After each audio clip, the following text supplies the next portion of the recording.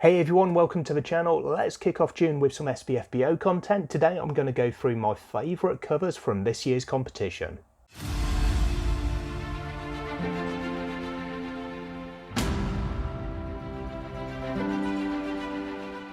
So I did a near identical video to this last year. I say near identical because I believe last year I went through my top 20 covers from SPFBO9, but I actually ranked them in order, which was a very difficult job and it did take me quite a while to go through. So this year the big difference really is that I'm not going to rank these. I'm just going to go through in alphabetical order my top, not quite 20, but my top covers from SPFBO9. So I've got two little categories for this, I suppose, two little groupings for it. One of them, the main bulk, is going to be 18 of my favourite covers, and then I'm going to go through separately my top 3 afterwards. But both of those groups, rather than ranking them within the group, I'm just going to go through them in alphabetical order because that saves me a lot of time and stress trying to decide on any given day whether I like this cover more than this cover. So with that said, let's just dive in and take a look at what I consider to be some really pretty book covers. So I've got all of these on my trusty Kindle here in front of me to refer to, and because we're going on alphabetical order, I'm going straight to B rather than A with Bastards of Liberty by Matthew Zorich. And this is one of those covers that I just really quite like the setup of it. It's quite simple, but I really do like these covers that are predominantly black and white or grayscale, and then they've just got a splash of colour to bring it to life. I like the silhouette here. I like the kind of tattered banner, I presume it is, that is flying across the top of this one. It looks pretty atmospheric. I'm not the biggest fan of the typeface, or at least of the middle word there, of. It doesn't really work for me. I'd prefer that to be on the same line as Liberty. Maybe not so many crows around the titling, but those are really my only complaints, if you want to call them such, about this cover. I think it does a really good job. It's one that I wanted to read because it's in my group. It's not one that's in my allocation though. So I might still read this one at a later date because it does sound good, but that cover really draws me in. Next up, I'm pretty sure this one is by an artist a lot of people are familiar with. I'm pretty sure it's a Felix Ortiz cover. This is The Bleeding Stone by Joseph John Lee. And although the cover and the title of the series, The Spellbinders and the Gunslingers, do tell me that it's not a book for me, I really do appreciate the cover. The artwork is pretty standard, if I can say so. For Felix, it's a particular style that is very noticeable, very recognisable, and it just looks really good. The composition is really cool here. I like actually that the characters are to the side and then you can see the background. It's maybe a bit of an unusual composition, but it does work really well. And the titling, I really like it. I think it works brilliantly for this cover and the overall design of it. I don't really like the industry in the background, as I say, for a book that I'm going to read, but I'm judging this by the cover, and I think this is a really good one. Moving on now, and the next one in my list is Death's Disciple by Emma L. Adams, and this is one of those covers that often wouldn't really appeal to me, but the way this one's done and the colours in it, I think work well, and it does appeal to me. I've got a physical copy of this one, and it looks great in the flesh, so to speak. I like what you've got behind this skull at the top there with this almost mystical looking dragon there. The titling stands out really well. It's a nice font to use for this one. I like the kind of town or city that you've got down below there. It's one of these darker colours. It's not got too much variation in colour, but it works really well with those lighter colours really standing out as a result. Next is the cover of another book that I've got a physical copy of. This is 11th Cycle by Kian N. Ardalan, and it's another one of those that on a different day might not appeal to me too much, but because of the way that this one's presented, the whole package together, it works very well for me. It's very distinctive artwork. It's very unusual, not least because of the character himself, but there's not really anything there. It's just a character and then a background. You can, if you look a little bit closer, see that it's a town or a city behind, but that really doesn't stand out. I don't mind that at all. It's the colours that are one of the things that really works on this cover for me. I really like the layout, and it's a really small thing, but I like the way the author name is curved to fit in with the design, the layout of the cover. You don't really tend to see that too much. It always tends to be just flat text for the author name. I've no idea why, maybe it's just something that doesn't normally work, but here it definitely does. The titling, the font that's used for it is really good, it works well for the cover, but overall it's just a really nice colour. I like the way the colour kind of brings it to life for me, and that's one of the key things that can really make or break a cover, and it's done very well here. The next cover on my list is Heliotrope by Palmer Pickering, and it's another one that I've got a copy of myself and does look great to hold in your hand. There are a few things that I don't like about the composition, I guess. There are a few things that I could definitely nitpick about the positioning of people and the kind of direction of motion and a few things like that. Overall though, just looking at it without digging into it too much, I think it's a really cool cover. It's a good piece of artwork. I like the style of the artwork, and I like as well, having read this book and enjoyed it, that I can pick out the scene that this cover relates to as well. I think it definitely works well as a good cover for the book. I'm not the biggest fan of the titling here. The font is pretty good, it works again for the book itself, but I'm not so keen on the bold black kind of stroke around it. There are ways that I think that could have just looked a little bit better, but it definitely makes both the author name and the title stand out, in which case it does its job well. But it's another good quality cover. I really like the artwork style itself, is one of the key things that makes this one stand out for me. Next up, I've got a cover by another artist who I think is really recognisable. He's one of my favourite artists doing covers today, and this is Jeff Brown. The title is Heretic by Chris Main, and it's another one of those that is really recognisable to me for certain elements in the titling, the layout, the style that the author uses, because he does the whole package rather than just the artwork itself. This one I think is really cool for being quite a dark cover, but then it's got those splashes of magical energy on there giving colour to it, and I really appreciate that. It's something that works very well for me. It definitely appeals to me. I like the titling. I think it's a really good job there. Everything stands out nicely, but the artwork itself, I love the style of it. I love that it's nice and foreboding with those glowing eyes and the magical energy around the hands, and then you've got that energy being fired off into the sky by the looks of it from that spire in the background, and some lightning in there as well.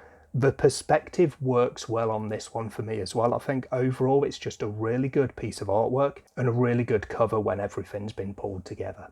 Next up, we're going back to Felix Ortiz, and this one is The Last Ranger by JDL Rosell, and it's one of those that I think has started to soften a little bit for me because I've seen it so much, because it's a great piece of artwork and it's a really popular book series and author as well. So I like the style of it, the composition, the text really works well for the actual title itself.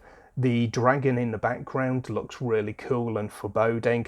The artwork itself is definitely recognisable as a Felix Ortiz piece. It's not one of the ones that I like the most of the pieces I've seen by him, but here when it's been cropped for a cover and it's got the titling on it as well as a book cover, I think it does a really great job.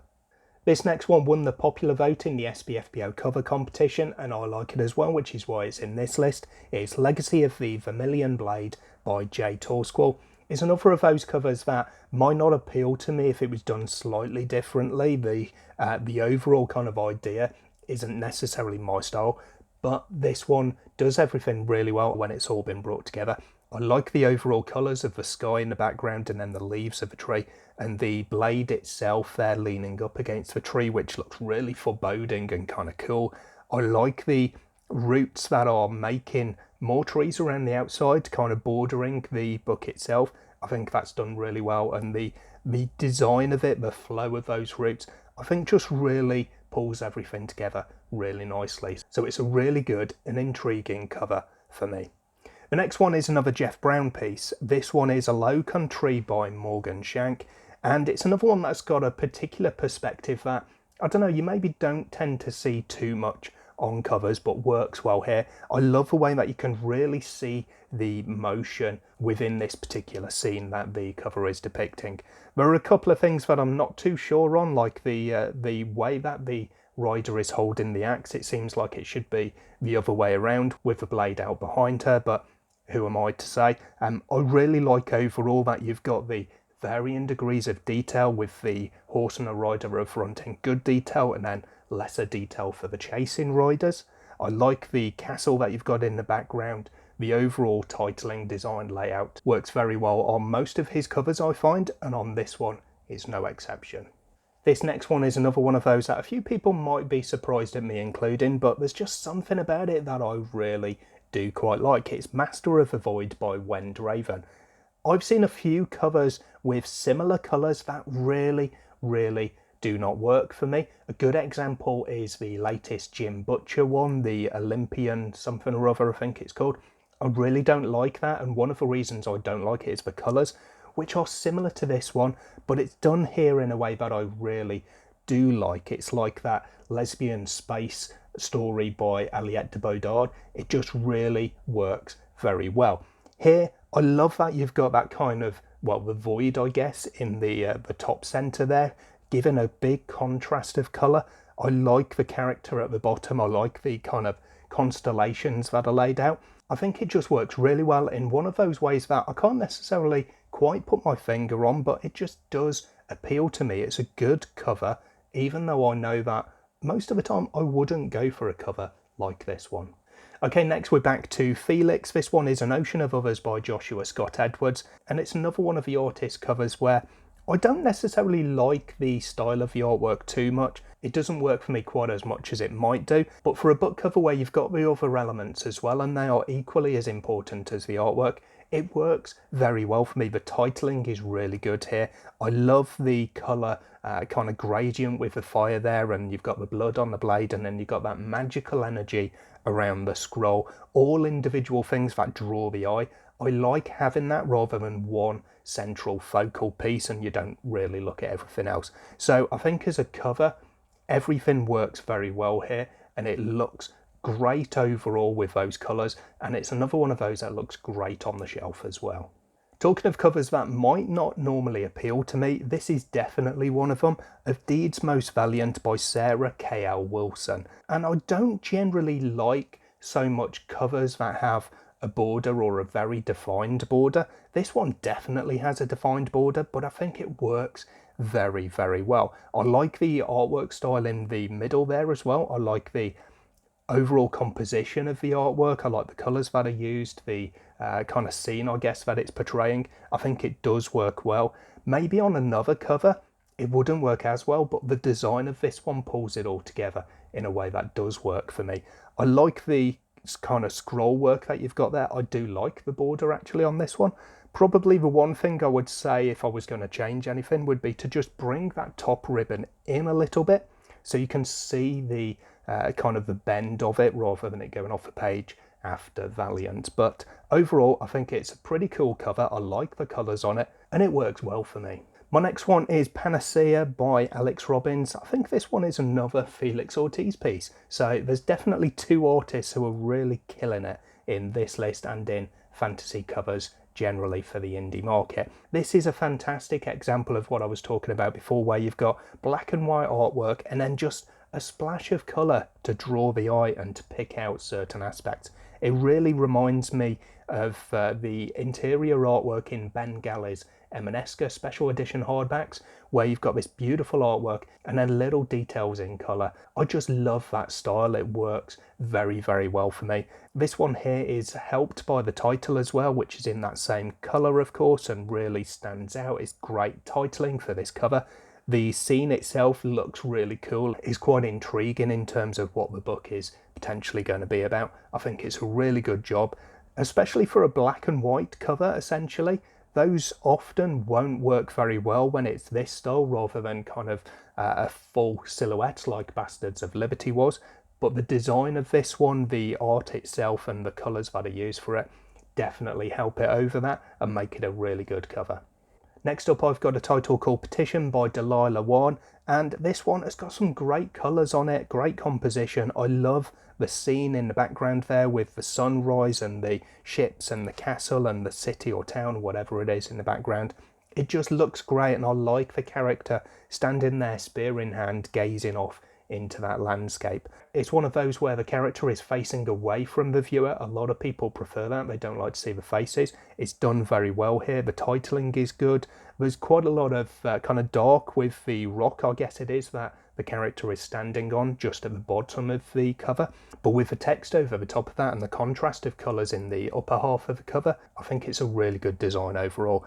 This may be one of the more photorealistic covers that I've got in my list, and I don't generally tend to like those as much, but this one has done a really good job of bringing everything together, especially with that colour, almost gradient from the top to the bottom of the cover itself, so it's one that I really do quite like. The next one that I've picked out as one of my favourites is The Shattered Spire by Ted Cross. It's quite a different cover, quite an interesting cover, I think, compared to most of the other ones in the competition. It really kind of harks back to the 70s, maybe 80s pulp fantasy fiction, and I like that. I appreciate it. There's some great memories within that kind of range of books. I like actually how there's no real character to speak of. You would normally expect in this type of cover to see a humanoid probably facing down this dragon that you've got there, but there isn't one, and I don't think you need one. There's the space for it, but it works well enough without that, with just the dragon and the rocks on there. I like the overall setup of it. I quite like the way that the eye of Spire is broken, shattered, as per the title, but it kind of looks like it's the dragon wing that has done that as it's sweeping by. I like the dragon itself. There's a few books, even in this competition, there's a few dragon covers that the dragon for me doesn't really look very good. This one, no such complaints. I think overall it's quite a maybe standard but quite an intriguing cover. The next one I've chosen is Throne of Deceit by Richard Fierce and PD Mac, which sounds like an artist of a top 40 track, Richard Fierce featuring PD Mac, but never mind, they're obviously authors.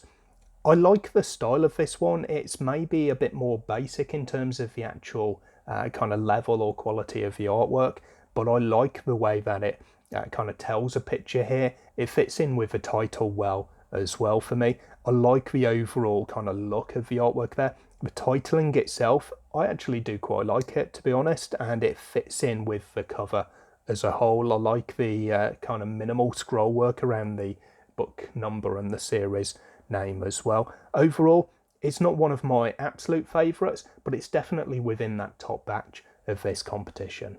The next is another one of those that some people might be a bit surprised at me picking, knowing my taste, but I just really like it. This is The Way of Renegades by Steve D. Wall, and it's kind of minimal. It's one of those covers that for me does show that less can sometimes be more. I just think it works really, really well. I like the colours behind it, going from the blue of the background through to the very reddish brown of the instrument on the front there. I like the kind of the design. It's almost like a logo really, with the crossed weapons behind it. Okay, so for me, the rifle there doesn't speak to me, but that's for me reading for what I expect to find inside the book. On the cover, I'm just looking at the artwork and the layout, and I think it looks really cool. Everything fits together, it's very intriguing, and I would definitely consider this as one to take a closer look at, because the cover just does draw me in. I like the titling, it all fits in quite nicely, but yeah, overall it's quite a basic but a really well done basic cover. Okay, so the last one in my initial batch before I go to my top three is Wings of the Storm by Bunce and Ghoul. Now, I presume that's two surnames of a collaborative author duo, Bunce and Ghoul, who've written this. I'm going to start with the names though. It looks a bit weird, first of all, just having, if that is the case, of course, the surnames and no first names on there. But the thing that really stands out for me is the ampersand, which is not centered between the two names. It looks kind of weird being closer to Ghoul than it is to Bunce. No idea why it's the case, but it just looks a little bit weird. The artwork itself I really like. I like the character facing away. I like the difference in colours from top to bottom of the image there. I like the kind of dragon or whatever it is with the lightning going behind and through it in the background there above this little, whether it's a ruin or whatever it is. I think everything works quite well. I quite like the titling, although Wings of the and then Storm, they're not centered together, and that sometimes can look a bit kind of off, not just off center, but just kind of a little bit weird. Here, I think it's okay, and obviously it fits around the image, so that's the reason for it. I like that you've got the S and the M of Storm as well, kind of being wisped away. It really lends a little bit of kind of motion to this stormy background that is backed up by the title as well. Overall, I think it's a really interesting cover and it looks pretty cool. So we're now moving into my top 3, which again are in alphabetical order by title because it was too difficult for me to pick out which one of 2, I think probably, would have been my top for this one. So I'm going to start off with Daughter of the Beast by E.C. Greaves, which is one which I've spoken about quite a few times in social media and already on the channel here in a couple of videos.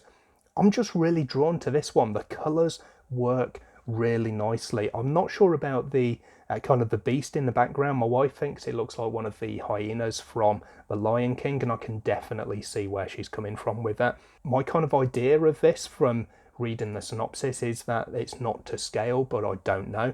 But it looks really cool and foreboding, and even if it's not for scale, I like how you've then got the kind of the blood dripping down onto the snowy landscape below where the character is standing, so it does kind of tie in to that as if it is a giant hyena-like beast that she's facing down.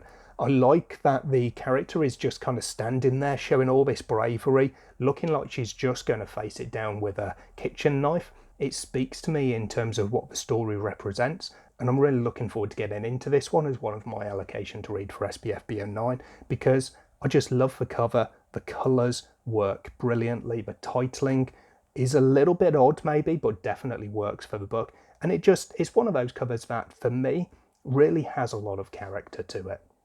Okay, so the second of my, let's call them joint top 3 that I've chosen is Fortress of the Lost Amulet by Michael Webb, and this is another Jeff Brown piece that I really, really like. This one, along with a couple of the others actually, this one featured in one of my earlier videos where I was doing a tier listing essentially of upcoming releases or covers of upcoming releases, and I really liked it there, and my opinion of it hasn't changed. I love the detailing that you've got here, from the sunbeams in the top left, the rainbow, the individual waterfalls in these.